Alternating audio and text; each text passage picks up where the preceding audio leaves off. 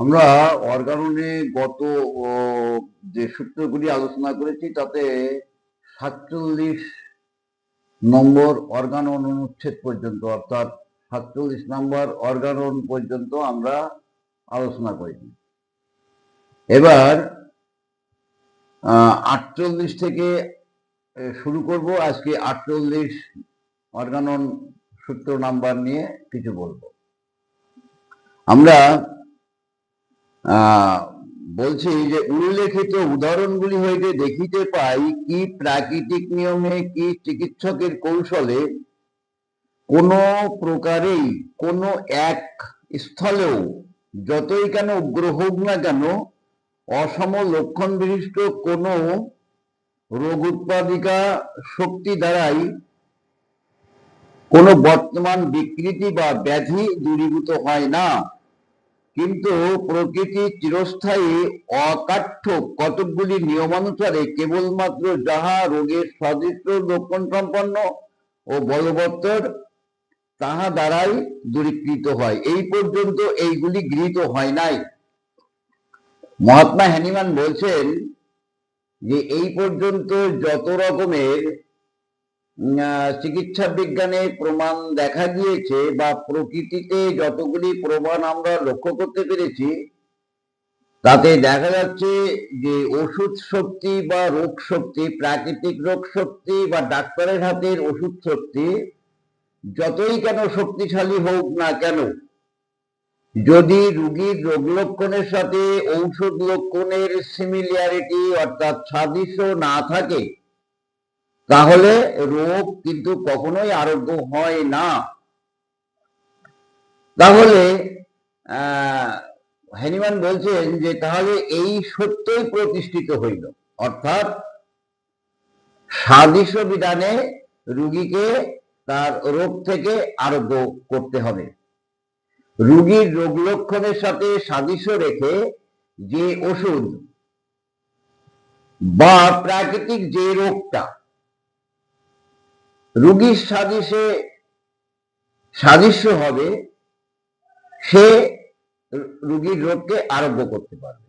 কিন্তু প্রকৃতির হাতে তো সামান্য কিছু রোগ আছে, কবেকার পক্স হবে, কবে তার অন্ধত্ব সারবে, কবেকার চুলকানি হবে, তবে তার আর একটা রোগ সারবে, কবেকার পক্স হবে তবে তার আর একটা রোগ সারবে।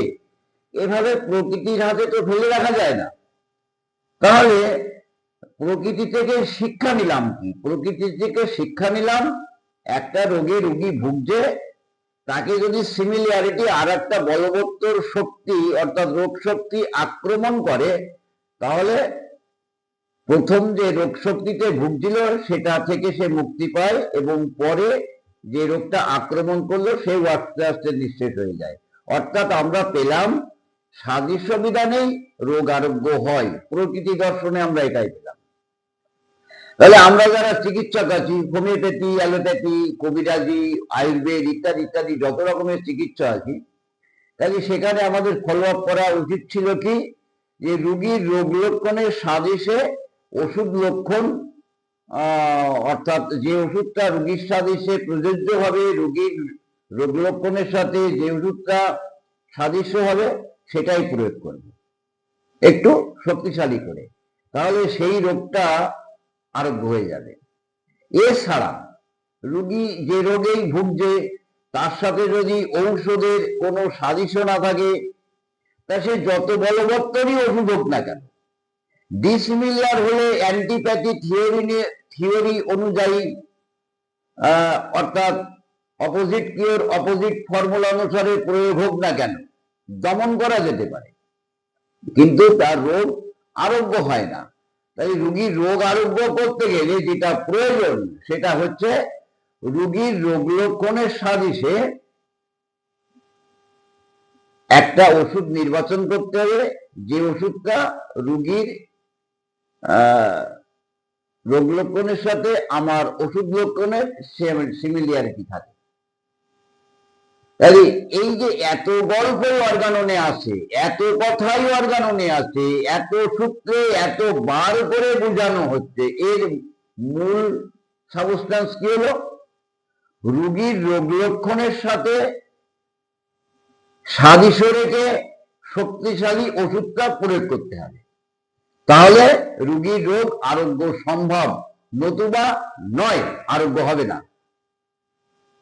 হ্যানিম্যান বলছেন, এই পর্যন্ত আমার এই নিয়ম প্রতিষ্ঠিত হয় নাই, আমি সর্বপ্রথম এই নিয়মটা প্রতিষ্ঠা করলাম, অর্থাৎ হোমিওপ্যাথিক চিকিৎসা বিধান। যার কারণে মহাত্মা হ্যানিম্যানকে হোমিওপ্যাথিক জনক বলে আখ্যা করা হয়। বোঝা গেল?